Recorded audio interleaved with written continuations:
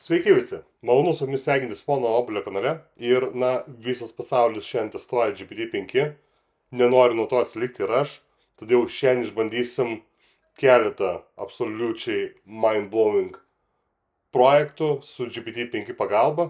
Tie projektai vis įdomės ir sudėtingės, todėl, žiūrėkite video iki galo, jeigu norite išvysti juos visus.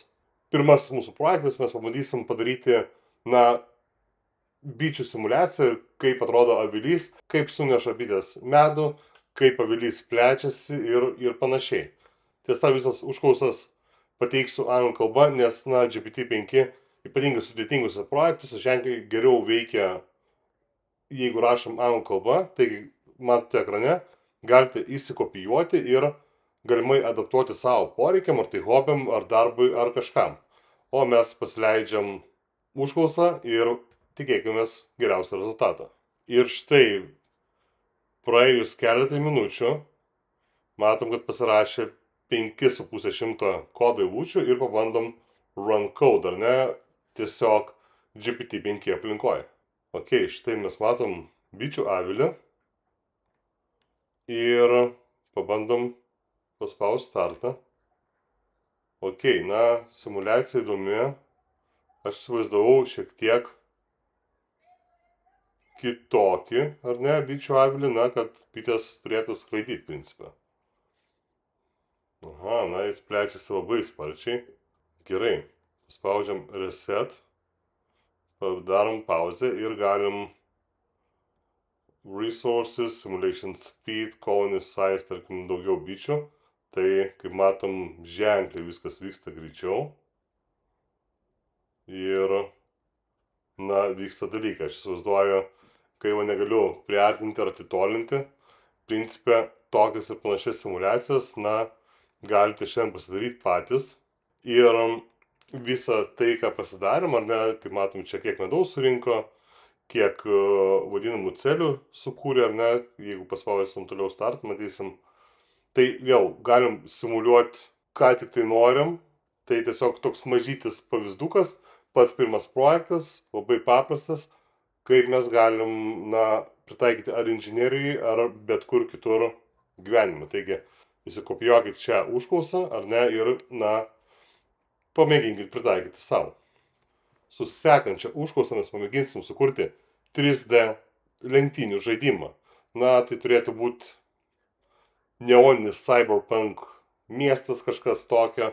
Pažiūrėkim, kaip GPT-5 susitvarkys su šia užduotim. Taigi spaudžiam run ir sugrįšiu, kai projektas bus baigtas, tam, kad jums nereikėtų laukti minutę ar kelias, kol yra rašomas kodas. Soon after. Pateikus užklausą, GPT-5, galvoja, kaip matom, čia 26 sekundės. Ir pačią programą žaidimą kūrė porą minučių. Kaip matom, yra parašytas valdymas. Ir štai pabandom kartu su jumis pasileisti žaidimą. Aha, ir matom, kad yra klaida. Jeigu susiduriam su klaida, pabandom tiesiog paspausti fix bug. Ir sugrįšim prie projekto, kai klaida bus ištaisyta. Taigi, GPT-5 iš tikrųjų tai yra kietas riešutėlis, nes štai kūrė gal 5 minutės ir sukūrė mums tokį dalyką, kur, mes, tarkim, paspaudžiam rodiklę, kaip matom, greitis keičias ir pozicija, bet aš net neįsivaizduoju, kur važiuojam. Galim daryti kažką, tai aš tiesiog, ką aš padariau, įkėliau ekrano nuotrauką ir prašiau, kad ekrane, matom kažkokį tai tekstą ir matom tik tai trikampėlį ir absoliučiai neįsivaizduoju, ką reikia daryti, ar ne, tai principė turėtų būti mašina, turėtų būti trasa ir kiti dalykai, tai dėl to aš pakartojau užklausą, kurią buvau pateikęs iš pat pradžių, ir tikėsiuos, kad štai GPT-5 pagalvojęs dar papildomos 22 sekundės, sukurs mums žaidimą ir aš, galėsiu jį jums pristatyti šiame video. Tiesa, kol laukiam, kad GPT-5 sukurtų šitą žaidimą, jeigu dar neprenumeruojate Pono Obolio kanalą, tai dabar pats laikas paspausti, tiesiog kol laukiam, tai yra apačioje mygtukas prenumeruoti ir ateityje tokių video bus ženkliai daugiau. Šiame kanale jau dabar yra per 100 video susijusių su dirbtiniu intelektu ir jo panaudojimo būdais. Kai kurie video yra, kaip uždirbti dirbtinio intelekto pagalba. Taigi, jūsų prenumerata ir nikščiai į viršų tikrai padės šio video sklaidai. Todėl, jei turite laiko, kol laukite, kol skaitmenos šį žaidimą, būtų labai malonu iš jūsų pusės. O aš sugrįšiu tuomet, kai žaidimas pagaliau bus sukurtas. Moments later. Taigi, tai trečiasis bandymas. Man tartinai mažai kodo, turim nepilnai 400. Užtruko gal porą minučių ir rašo, kad visi testai praėjo. Taigi uždarykim konsolę ir pamėginkim run code. Ok. Ir vėl mes turim tą patį, lyg tai horizontas ten dingsta. Greitis yra, bet nėra jokios trasos ir tiesiog mes važiuojame į minusą. Ir mano manimu, ši užklausa buvo tiesiog per sudėtinga. Štai atsiranda kažkokie dalykai, liktai trasos, liktai kažkas, bet parašykite komentaruose, jeigu išbandėt panašias užklausas ir mėginot sukurti žaidimą ir jums gavosi ženkliai geriau. Man, kaip matot, kol kas nesigauna. Tai, užklausa yra tikrai nebloga. Mano manimu, galbūt reikėtų daugiau detalių, bet tiesiog užvedu ant idėjas ir būtų labai malonu, jeigu pasidalintumėt komentaruose, ar jums kažkas pavyko, ar pavyko sukurti tokį ar panašų žaidimą su ChatGPT 5. Taip pat galite savo nuomonę pasidalinti po Noblio Facebook grupę, arba taip pat galite prašyti grupėje dirbtinis intelektas, kuris taip pat administruojamas pono Oblio. O dabar pereikim prie sekančios užklausos. Trečiame projekte pamėginsim padaryti tokią simuliaciją, kuri atvaizduos skysčių judėjimą. Tai dar sudėtingesnis projektas negu žaidimas, todėl po nepavykusio antro bandymo šiek tiek abejoju, kad GPT-5 sustos tvarkys. Bet tiesiog įrašom užklausą ir paspaudžiam run ir žinoma tikėkimės geriausio. Tiesa, ateityje palyginsiu GPT-5 su Opus 4.1. Pažiūrėsim, ar Anthropic ar OpenAI geriau susitvarko su panašiom užduotim ir kaip jiems sekasi su programavimu panašių dalykų, kaip rodau šiame video. Taigi, kodą pradėjau rašyti. Kaip matom, rašo labai greitai. Jeigu mes paspausim šį edit mygtuką, mes galim viską pamatyti Canvas, ar ne? Tiesa, yra šiokia tokia klaida GPT-5. Jeigu paspaudžiu Canvas, kol kodas yra neužbaigtas, turiu omeny edit, tai principe visas kodas toliau rašomas, o aš turiu spaudinėti edit, ar ne, kad gaučiau naujausią versiją. Apie šitą klaidą aš parašiau į OpenAI. Atsakymą negavau. Gavau tik tai, kad laiškas yra gautas. Tikėkimės, jie adresuos šį dalyką. Aš tikiu, kad aš ne vienintelis, kuris apie tai pasakojo apie šią klaidą. Ir tikėkimės, greitų metų bus ištaisyta, ar ne? Nes principė visas kodas, kuris dabar rašomas čiate, jis turėtų būti rašomas Canvas, ar ne? Canvas tai ta aplinka, kurią matom štai didžiajame lauke dešiniai. Ir kaip matom, mes turim 185.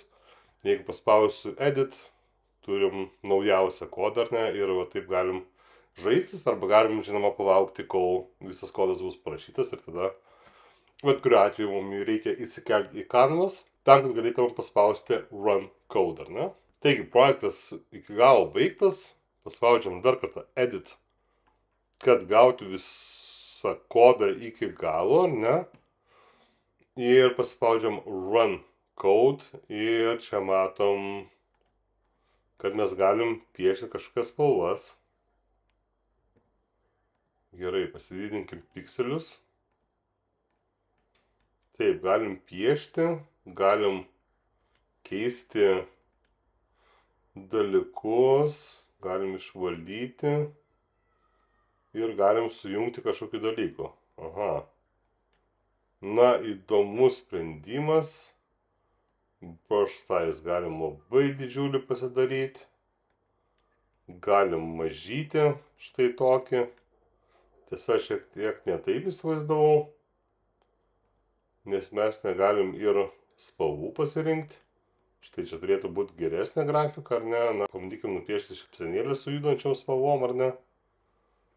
Na, principė, projektas įdomus. Taigi, difuzija, ar ne, iškraipo. Štai galim iškraipyti mūsų tekstą. Time step tai vėl keičia, kaip mažai mes turim taškelių.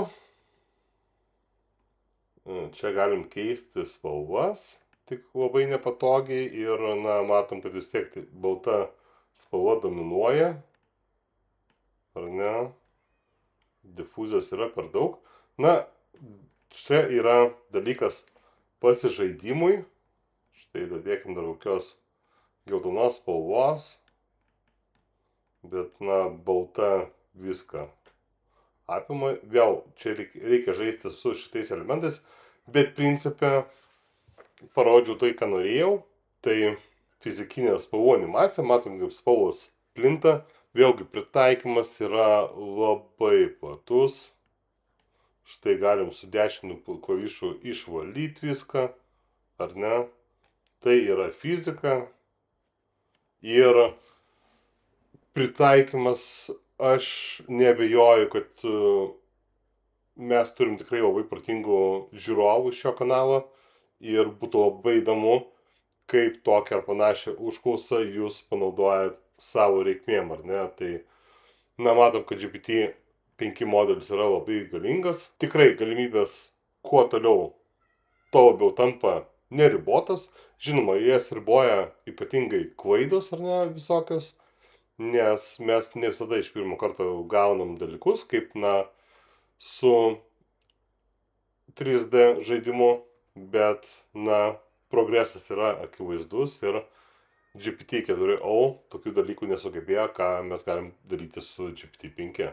O dabar pereikim prie sekančio projekto, kuris bus ženkliai įdomesnis ir tikėkime, kaip sakant, finger crossed, kad jisai pavyks. Su šia užklausa, kurią matote ekrane, pamėginsiu simuliuoti vadinamą ray tracing, spindulių sekimo technologiją. Na, paprašiau ChatGPT-5, kad sukurtų tokią sferą, kuri atspindėtų savo aplinką, ar ne, ir tai būtų spindulių atsekamumas, ar ne, ray tracing, ir tam reikia pakankamai galingas vaizdo plokštės, ir vaizdas, kurį gausime, galimai striks, kadangi aš įrašinėjau ant Maco, kaip žinot, Macas, na, jis turi integruotą vaizdo plokštę, todėl nesu tikras, kaip visą tai pavyks, bet tiesiog, na, pasileidžiam užklausą, kaip matom,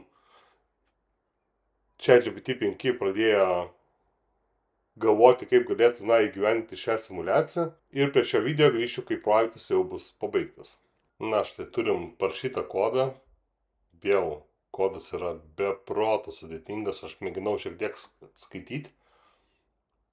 Jis yra fantastiškai sudėtingas, fizika visa, kuri turėtų būti naudojama, tai yra wow, tai ar mes galim kažkaip judinti, mes galim mažinti ir didinti, coatingą galim keisti, kur yra saulė, wow, čia yra fantastika, jūs pažiūrėkit, tai yra absoliučiai, ką daro renderinimas, ar ne, ką daro 3D programos, tai yra ok, štai orbita, ar ne, tai yra kažkoks 3D pasaulis sukurtas ir jis turėtų atspindėti, ar ne, štai kamerą galim keisti daug dalykų, ar ne, kaip toli matom, upscaling, ar ne, ok. Vis dar yra, kaip matom, klaidų, bet štai, va, toks vėlgi simuliatorius, galim keisti spalvas, reflectivity, ar ne, ir vėlgi, tai tiesiog yra, aš manau, kad yra labai įspūdinga, ypatingai kas liečia 3D darbus, juos, kaip sakant, sukišti į HTML ir pateikti tiesiog Canvas, tai yra tiesiog yra wow. Kaip matome, čia dar turim ne visai matomą, ar ne, aukščio nustatymą, kažkur pabėgęs į šoną, bet visumoj tai buvo padaryta su viena užklausa ir ištaisant klaidas. Pasižaidus ilgiau, su šia užklausa galim padaryti fantastinių dalykų, aš to net nebijoju. Taigi štai jum GPT-5. Su sekančia užklausa mes pamėginsim padaryti CMR prietaisų skydelę. Tam, kad sukurti CRM, vėlgi naudoju anglišką užklausą, tai bus labai patogu žmonėms užsiimantiem pardavimais ir panašiai. Tiesa, sekanti užklausa bus dar įdomesnė, todėl tikrai žiūrėkite video toliau. Mes bandysim sukurti ir Photoshop'o kloną, netgi su ChatGPT. Kaip mums tai pavyks, pamatysite toliau šiame video. Dabar bandom sukurti CRM su netikrais duomenim. Vėlgi viską įrašysim į vieną HTML failą, tai yra nedidžiulė programa su daugeliu failų, o tai yra tiesiog failiukas, tiesiog kaip atsiųsti failiuką aš jums taip pat parodysiu ir jūs tokį galite sukurti tiesiog savo, ar ne, savo darbam, savo reikmėm. Tai grįžkim prie video, kai projektas bus pabaigtas. Taigi, ChatGPT šis projektas nepasirodė sudėtingas, jis galvoja vos 11 sekundžių, kaip matom čia, ir patį projektą kuria gal minutę pusantros, todėl pasibandom, štai.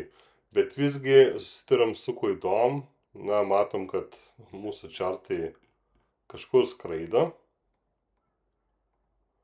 Jau galim keisti dalykus, ne visai viskas veikia.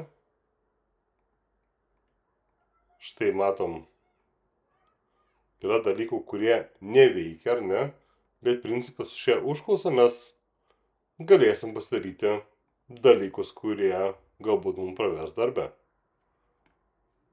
Vėl, ką aš daryčiau toliau, tai pasakočiau, kad tie vadinami čartai, jie nesiliauja didėti, ar ne, tai tiesiog rašyčiau į chatą ir paprašyčiau ChatGPT, kad, dalykus sutvarkytų. Tiesą sakant, dabar tai ir pabandysiu padaryti.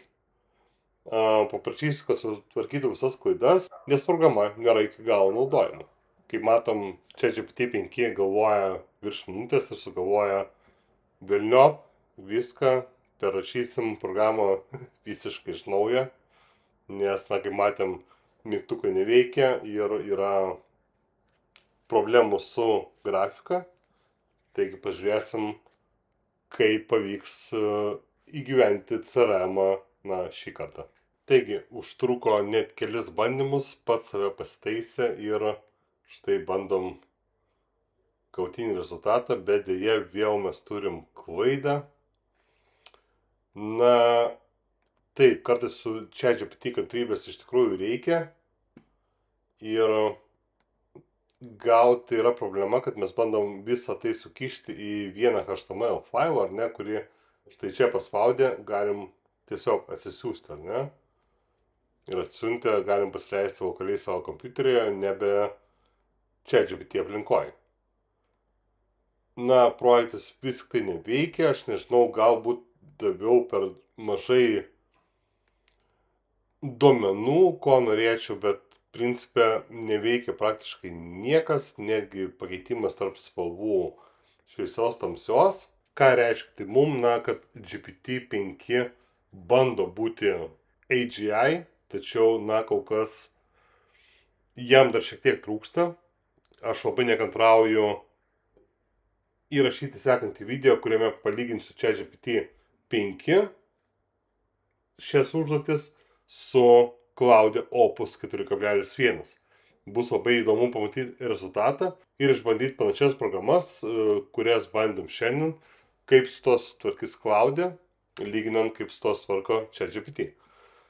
Ir su paskutinė mūsų užklausa mes pabandysim sukurti Photoshop kloną ir kaip mums seksis, na, žiūrėkite toliau. Štai pateikiu tokią užklausą Create a clone of Photoshop with all the basic tools.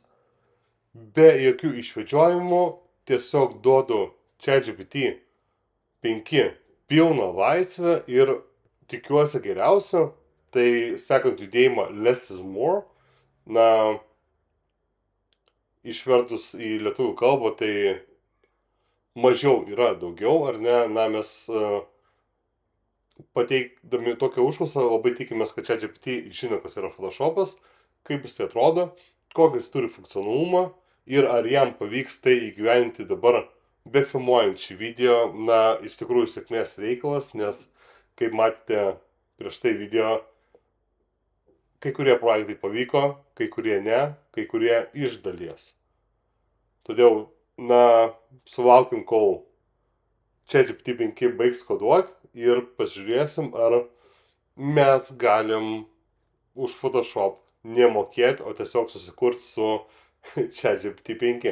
Žinoma, tai nebus pilna programa, kurią mes galim nusipirkti iš Adobe. Aš įsivaizduoju labiau Paint lygio programa, kad bus sukurta ar ne su ChatGPT 5 pagalba. Bent jau skaitant kodą, tai neturėtų būti labai sudėtinga, na, mes turėsim tiesiog keletą mygtukų, keletą vadinamų brush, ar ne, na, galėsim kažką papaišyti. Tikėtina, kad galėsim importuoti nuotraukas ir jas kažkiek koreguoti, bent jau kažkokius uždėti filtrus. Tiesa, kol kas aš matau tik tai brush, štai čia, ar ne, matau eraser, kas reiškia trintuką, užpildymas, kūrimas kažkokių figūrų, ar ne, piešimas linijos ir, na, labai tokie basic dalykai, basic turiu omeny paprasti dalykai. Photoshopas, kaip mes žinom, turi, na, labai daug funkcijų ir tai yra labai galinga programa ir aš šią užklausą toli gražu tikrai nesitikėjau, kad ChatGPT 5 sukurs pilnavertį Photoshop ar ne alternatyvą, tai, na, yra visiškai neįmanoma. Bent jau užklausa tokia ir, na, kad būtų pateikta vienam HTML faile. Kaip matom, kodas rašomas yra pakankamai sparčiai.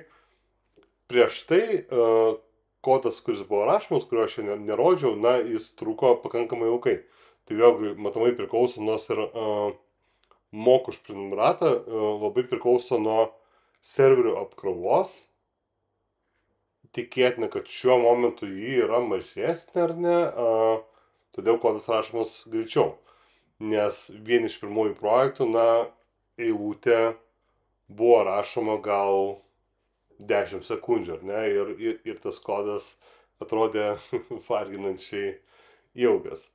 Vėl, jeigu pagalvodame apie patį konceptą, kad, na, vos iš kelių žodžių dirbtinis intelektas mums kūrė programas, tai būtų kažkas wow. Absoliučiai neįtikėtino.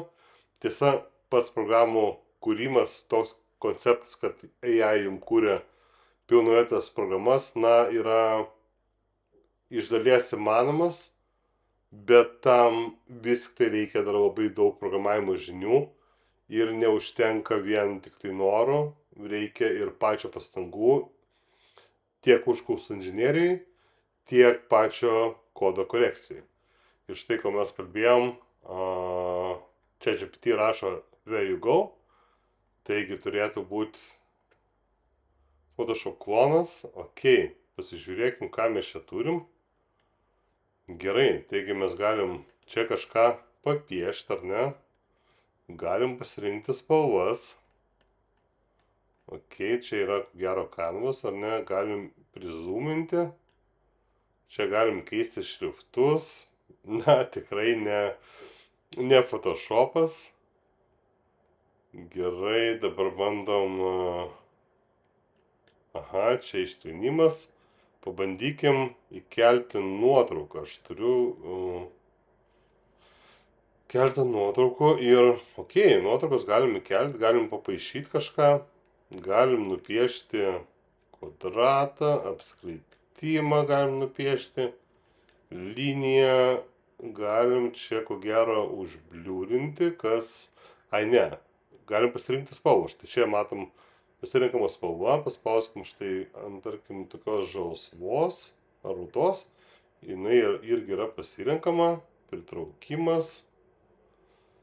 Na, kaip matom, tokie, štai eksportuot galim, naujas neveikia, ar galim ištrinti, ne, ko gero negalim ištrinti. Pabandom jau iš naujo run code. Taigi mes dar galim čia papaišę, galim padaryti layerį sukurti. Ir štai kūriam naują layerį, ar jisai atsirado. Na, principai, čia turėtumėm galėti išjungti vieną layerį, vieną sluoksnį, kitą uždėti. Aha, tai viskai layeriai sluoksniai yra, nes štai galim keisti matomumą ir galim jį visai ištrinti. Na, iš dalies toks labai paprastas, toli gražu, ne Photoshopas. Ok, ką jūs manot apie ChatGPT 5 funkcionalumą, ką jūs manot apie jo galimybę kurti programas, kaip mes matėm vadinamų one shot, tai kai pateikiam užklausą ir iš karto gaunam rezultatą, to su ChatGPT 5 pasiekti negalim, reikia daug korekcijų, reikia daug pastangų, taigi ką jūs manote, būtinai parašykit komentaruose. Taip pat, ar naudojat užklausas, kurias matėte šiame video ir gal jums gavosi geriau. Taip pat nepamirškite pamėgti video, užsiprenumeruoti, jeigu dar neprenumeruojat. Galite pasidalinti su savo draugais, kuriem galbūt tai būtų aktualu. Ir na, šiam video tiek, iki sekančių video. Ate.